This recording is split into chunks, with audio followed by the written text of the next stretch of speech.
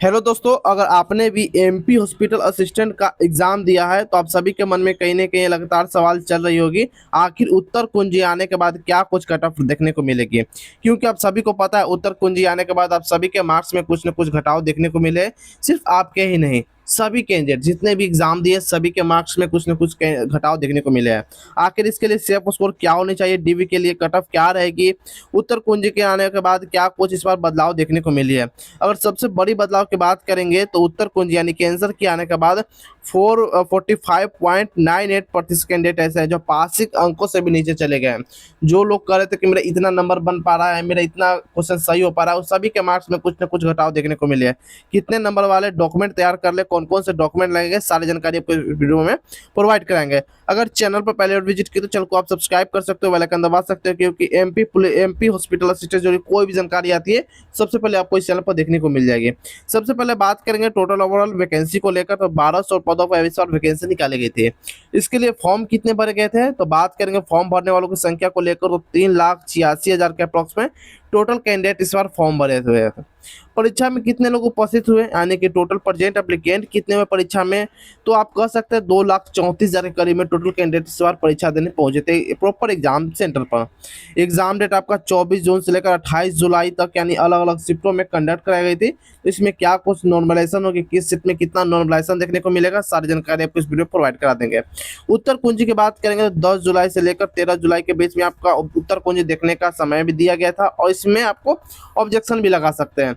यानी कि आप 13 जुलाई तक ऑब्जेक्शन लगा सकते हैं, जो कि खत्म हो चुका है। अब हम बात करेंगे कितने प्रश्नों पर आपत्ति दर्ज कराई गई है, कितने लोगों ने ऑब्जेक्शन फाइल की है, इसकी जानकारी भी आपको इस वीडियो में दे देंगे।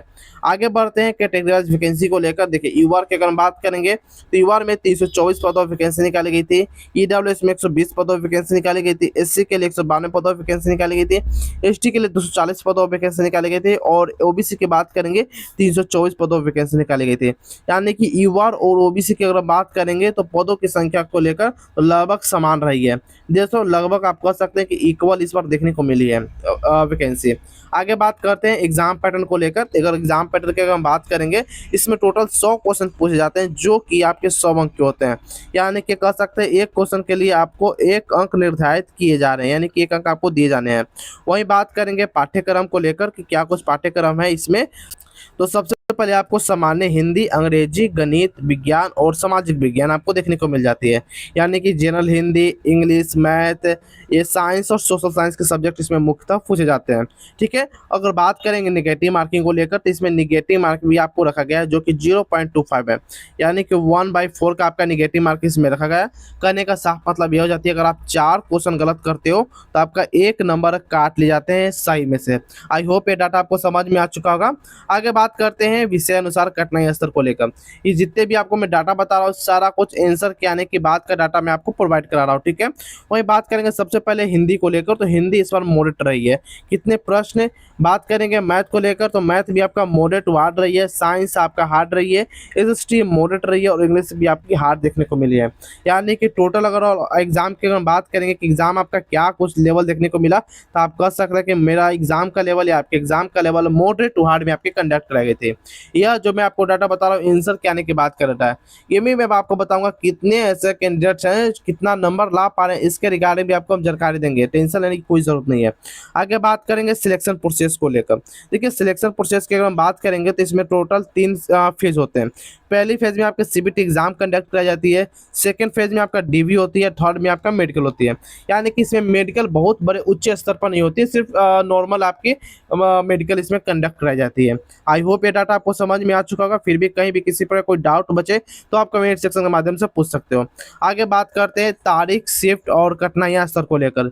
जी हाँ दोस्तों, बहुत बड़ी और सही अपडेट मैं आपको देने वाला हूँ, जिससे आपके कट ऑफ के रिगार्डिंग सारा डाउट क्लियर हो जाएगी, क्या कुछ आपकी कट ऑफ रहेगी, इसके रिगार्डिंग जितने भी आपके मन में अभी तक डाउट बचे सारा खत्म हो जाएगी। सबसे पहले बात करते हैं 14 जून को लेकर, तो पहले इस पर आपकी मॉडरेट टू हार्ड रही है। हालांकि कुछ शिफ्ट ऐसे चेंजेस हुई है आंसर के आने के बाद। देखिए बहुत सारे कैंडिडेट्स ये भी कह रहे थे कि 26 जुलाई के अगर फर्स्ट शिफ्ट की बात करेंगे तो मॉडरेट थी, लेकिन आंसर के आने के बाद ये आपकी ईजी टू ईजी बताई जा रही है, वही सेकंड शिफ्ट आपका ईजी टू मॉडरेट रही है।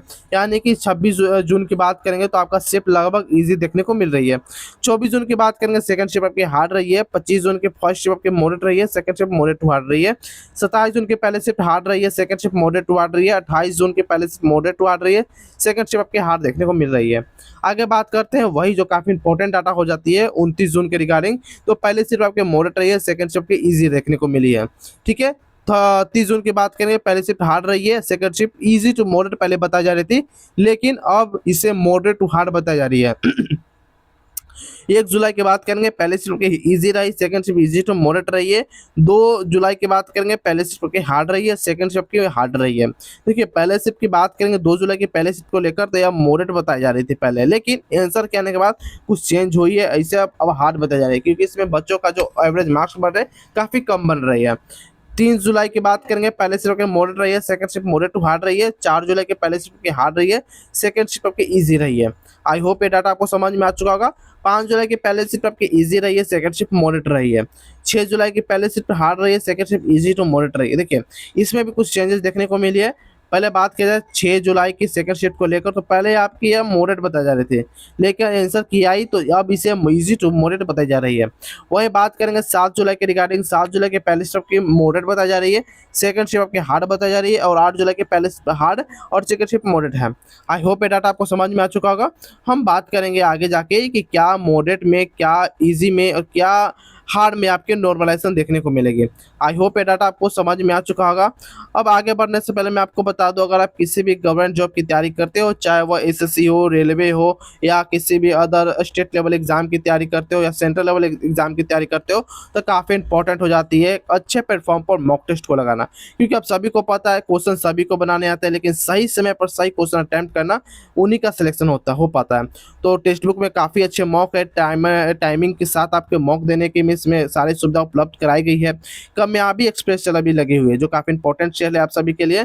अगर अभी तक आपने टेक्स्ट बुक पर किसी प्रकार कोई अभी तक पास नहीं खरीदे हो, तो ईयरली टेक्स्ट बुक पास आपको देखने को मिल जाएगी 439 में, यानी कि 439 में आपको यह पास देखने को मिल जाएगी। अगर आप हमारा कूपन कोड यूज करते हो HOOD12, तो आपको 12% का स्टैंड डिस्काउंट भी देखने को मिल जाएगा। ध्यान देने वाली बात यहाँ पर यह होती है कि आप यह सेल 13 से 15 जुलाई तक, यानी कि आपका लास्ट डेट बच रही है, तो आप जाकर अभी इसे परचेज कर सकते हैं। इसके लिए आपको लिंक डिस्क्रिप्शन बॉक्स में दे दिया गया है, वहां से डायरेक्ट आप क्लिक करके इसे परचेज कर सकते हो। साथ में मेरा अगर कूपन कोड यूज कर लेते हो और भी काफ़ी कम दाम हो जाएगी, 12% का डिस्काउंट भी देखने को मिल जाएगी, तो आप इसे और भी कम दाम में खरीद सकते हो। पूरे 1 साल के लिए आपको पास देखने को मिल जाएगी। इसमें रेलवे के ग्रुप डी का एग्जाम हो, एनटीपीसी का एग्जाम हो, एसएससी सीजीएल हो, आने वाले जितने भी एग्जाम में सारा का इसमें PYQ प्रोवाइड करा दिया गया है। पिछले बार जितने भी क्वेश्चन पूछे गए सारा सॉल्व के साथ आपको यहाँ पर PYQ दे दिया गया है। तो आप किसी भी गवर्नमेंट जॉब की तैयारी करते हो तो यह सेल आपके लिए काफ़ी इंपॉर्टेंट हो जाती है। अब आगे बढ़ते हैं, जो काफ़ी इंपॉर्टेंट हो जाती है वह है एक्सपेक्टेड कटऑफ के रिगार्डिंग। सबसे पहले बात करते हैं मेल कैंडिडेट के लिए। अगर यूआर की अगर हम बात करेंगे, तो अगर आप यूआर में 64 स्कोर कर पा रहे हैं तो यहाँ पर आप सेफ हो। ओबीसी की बात करेंगे 62, ईडब्ल्यूएस के लिए 58, एससी के लिए 55 और एसटी के लिए 53। वहीं फीमेल कैंडिडेट की बात करेंगे तो यूआर में 62, ओबीसी में 60, ईडब्ल्यूएस की बात करेंगे 56, एससी में 53 और एसटी में 51 कैंडिडेट्स। बहुत सारे को लग रहा होगा कि काफ़ी कम कट ऑफ है, तो मैं आपको बता दूं कि कम नहीं, काफ़ी हाईएस्ट है। इससे प्लस हम बात करेंगे 2 रहने की आशंका भी नहीं है, प्लस तो नहीं, माइनस में कर सकता कि माइनस जा सकती है, लेकिन प्लस की कोई उम्मीद नहीं है। तो माइनस कहाँ तक जा सकते हैं, -2 से लेकर 3 तक जा सकती है, 4 भी जाने की उम्मीद ना के बराबर। ठीक है, 2 या 3 माइनस जाने की उम्मीद है, प्लस की उम्मीद ना के बराबर है। लेकिन अगर धांधली हो जाती है, पेपर बिक जाते हैं, पेपर का सौदा उचित दामों में हो जाती है, तो यह कट ऑफ और भी आगे जाने की उम्मीद आपको बताई जा रही है। लेकिन जो यह कट ऑफ आपको बताया हूँ, यह कट ऑफ बिना किसी धांधली का, बिना किसी फर्जीवाड़ा का बताई जा रही है। अगर किसी प्रकार का फर्जीवाड़ा धांधली होती है तो यह कट ऑफ हाई जाने की उम्मीद बताई जा रही है। अब बात करते हैं नॉर्मलाइजेशन को लेकर, क्या कुछ इस बार नॉर्मलाइजेशन आपको देखने को मिलेगी। नॉर्मलाइजेशन की बात करेंगे तो नॉर्मलाइजेशन में आपको, अगर आपने हार्ड शीट में एग्जाम दिया तो हार्ड शीट में आपको कम से कम बात करेंगे तो 6 से लेकर 7 नंबर तक बढ़ने की उम्मीद है, ठीक है, 1 से लेकर 7 नंबर तक। वही अगर मॉडरेटशिप में अगर आप एग्जाम दे रहे हो तो मॉडरेटशिप में आपको 1 से लेकर 5 नंबर तक बढ़ने की उम्मीद बताई जा रही है। वही अगर हम बात करेंगे, यहाँ भी हम 1 ही लिख देते हैं ताकि आप सभी का कंफ्यूजन ना हो सके, ठीक है। अब बात करते हैं इजी शिफ्ट में, तो इजी शिफ्ट में नंबर घट सकते हैं, ध्यान देने वाली बात है। इजी शिफ्ट में नंबर घट सकते हैं, नहीं तो आपके जितने आंसर के थ्रू आपका रो मार्क्स बन पा रहे हैं उतना भी रहने का चांस है, लेकिन ज़्यादा उम्मीद होती है कि घट ही जाते हैं नंबर।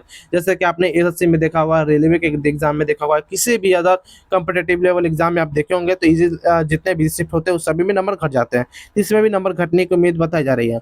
अब बात करते हैं कितने लोग ऐसे हैं कितना मार्क्स कंडक्ट कर पा रहे हैं, इसके जानकारी मैं आपको देने वाला हूँ। देखिए, अगर हार्ड शिफ्ट की बात करेंगे तो हार्ड शिफ्ट में एवरेज बच्चों का मार्क्स की हम बात करेंगे तो 58 से 60 बन पा रहे हैं, एवरेज की हम बात करें जो भी हार्ड शिफ्ट में। और मॉडरेट शिफ्ट की बात करेंगे तो मॉडरेट शिफ्ट में कुछ ज़्यादा बन रही है, सॉरी यहाँ मैं आपको देखना भूल गया।